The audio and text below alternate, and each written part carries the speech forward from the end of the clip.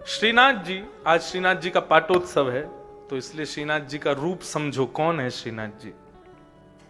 श्री यानी राधा, श्री यानी लक्ष्मी, श्री दोनों के भाव में, श्री यानी सरस्वती। जो दैवी शक्तियां हैं उनको श्री कहा जाता है।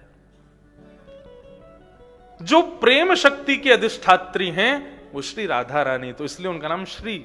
हमारे आप बरसाने में जाओगे तो राधा रानी नहीं बोलते, सब बोले श्री जी, श्री जी। राधा रानी जी नहीं बोले, श्री जी। श्री यानी राधा, तो श्रीनाथ, श्री यानी राधा और नाथ यानी स्वामी।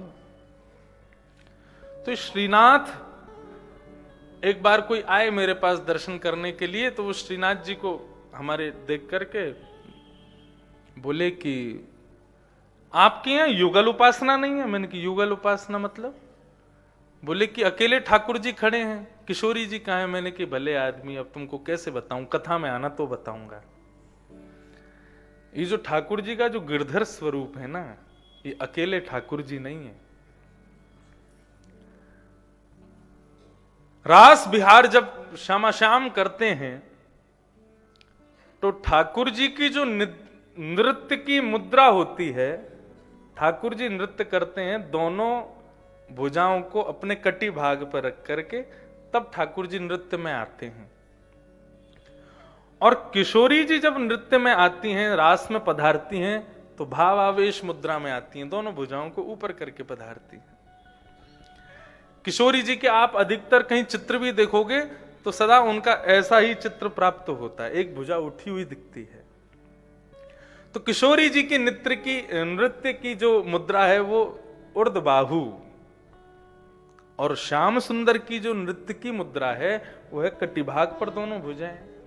ठाकुर जी ऐसे नृत्य करते हैं, किशोरी जी ऐसे नृत्य करते हैं। तो जब दोनों रास में प्रवेश करने लगे, रास करते करते करते करते ऐसा सौंदर्य प्रकट हुआ किशोरी जी का, ऐसा सौंदर्य प्रकट हुआ श्याम सुंदर का, कि उन दोनों के उस स्वरूप को देख करके समस्त गोपियां, समस्त सहचरियां, समस्त सखा मंडल सब नतमस्तक होकर के बैठ गए। अकेले श्यामा श्याम नृत्य करने लगे, और नृत्य करते करते करते करते करते एक दूसरे के समीप आने लगे। एक दूसरे के जब अत्यंत समीप आए तो हमारी तरह जड़ शरीर नहीं है ठाकुर जी का, ठाकुर जी तो चैतन्य है, चिन्मय है। जैसे ही किशोरी जी और श्याम सुंदर दोनों एक दूसरे के समीप आए, तो ठाकुर जी का जो वाम अंग है, तो इस प्रकार का वाम अंग वो श्री किशोरी। हितरिवंश महाप्रभु कहते हैं कि ब्रज में कहीं भी दर्शन करने जाओ, त्रिभंग लली ठाकुर जी का जब दर्शन करो तो ऐसा मत मानना कि केवल श्याम सुंदर हैं। किसी भी ठाकुर का दर्शन करो, प्रत्येक ठाकुर में वाम अंग किशोरी जी हैं, दाहिना अंग श्याम सुंदर है। बसो मोरे नैनन में यह जोड़ी, नव दुल्हे ब्रजराज सावरो, दुल्हन राधा गोरी, बसो मोरे नैनन में यह जोड़ी। भगवान यदि एक आंख देते हमको तो उससे भी तो दिख सकता था, दो आंख ही क्यों दिए ठाकुर जी ने? कभी सोचा? एक आंख से भी तो दिखाई देता, कौवे की एक ही आंख होती है फिर भी उड़ता है, वो उसको दिखता है। ये हमको दो आंख क्यों दी ठाकुर जी ने? बोले एक आंख में श्याम सुंदर विराजे, दूसरी आंख में श्री किशोरी जी विराजे, इसलिए ठाकुर जी ने दो नेत्र दिया। अरे दो लोग प्रवेश करेंगे तो दो द्वार होने चाहिए ना। इसलिए राधा वल्लभ जी का दर्शन करो, आज से ही आपकी दर्शन की विधा बदल जानी चाहिए। राधा रमण जी का दर्शन करो, बिहारी जी का दर्शन करो, ये चूड़ामणि के रूप में किशोरी जी बैठी हैं, ऐसा मत सोचना। ये ठाकुर जी का जो वाम स्वरूप है ये किशोरी जी है, ये किशोरी जी का ही अंग है।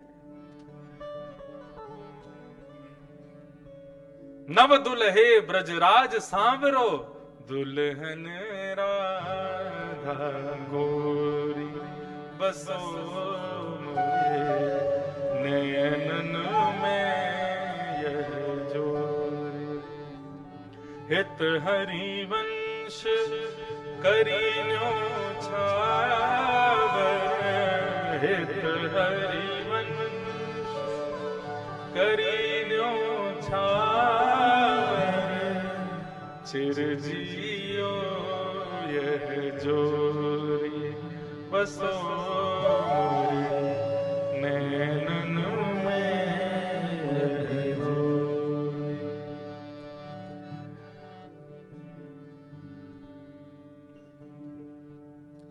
तो ये पद जो है ना बंधुओं, इनको याद किया करो, इनमें बहुत गूढ़ रहस्य छुपे हुए हैं।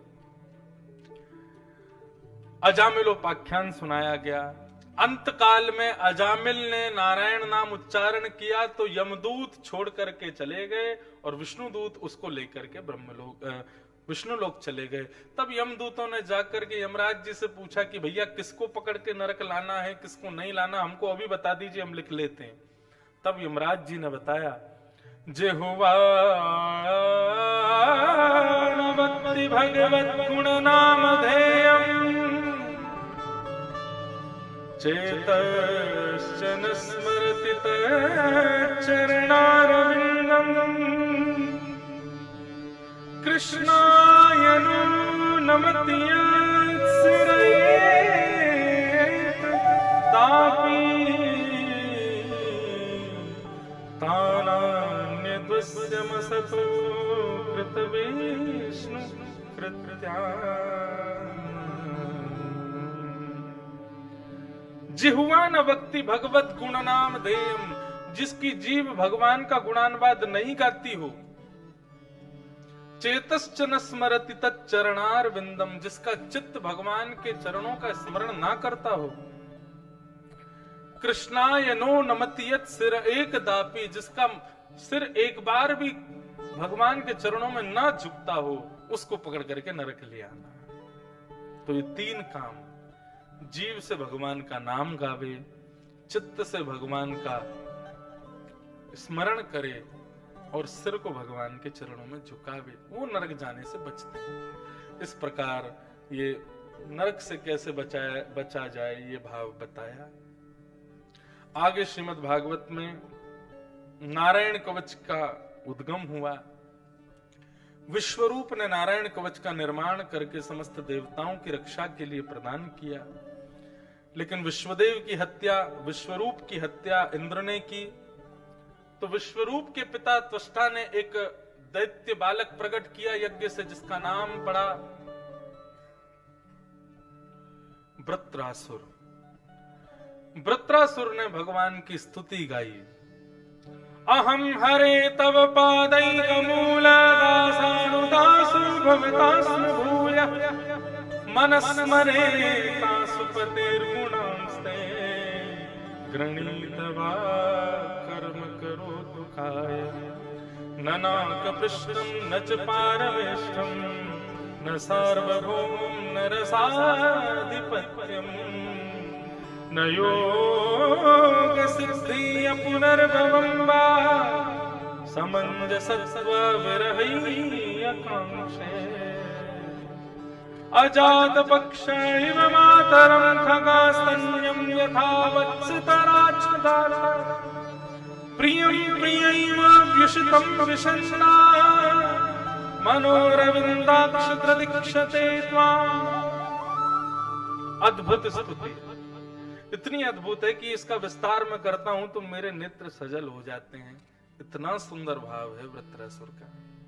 असुर है और भगवान की स्तुति गा रहा है। और कब गा रहा है? जब इसको मारने के लिए सामने इंद्र खड़ा हुआ है, तब वृत्रासुर ने भगवान की स्तुति गाई।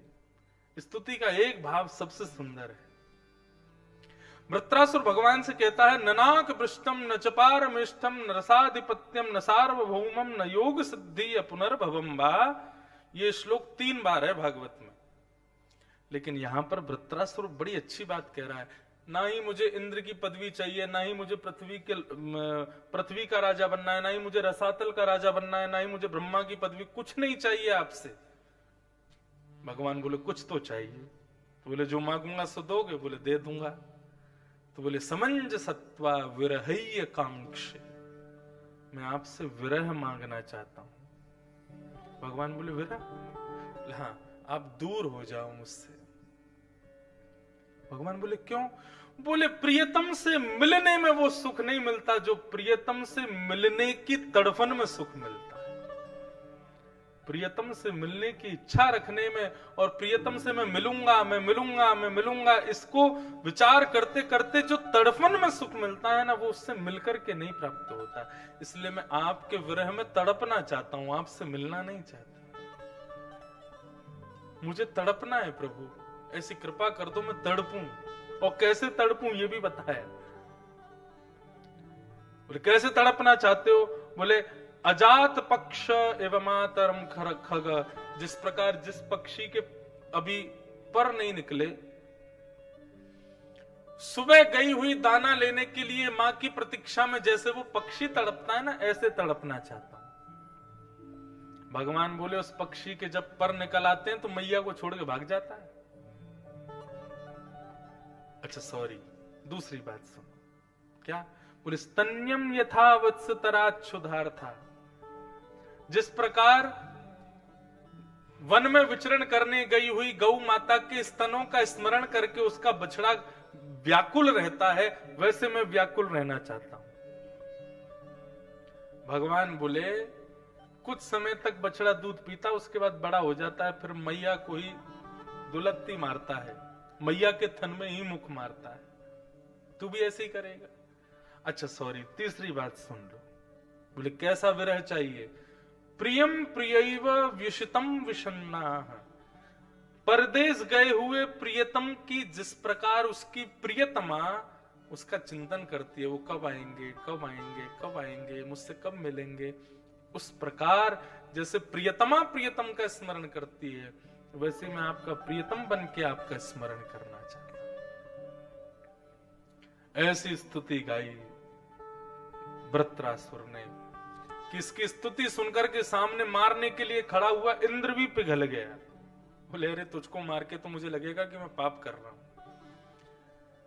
अहो दानव सिद्धोसी यस्यते मतिरित्रषि, अरे दानव तू दानव नहीं है, तू तो कोई बहुत बड़ा सिद्ध है, तुझको मैं कैसे मारूं? लेकिन वृत्रासुर कहता है नहीं नहीं इंद्र, तुमको मुझे मारना पड़ेगा। क्यों?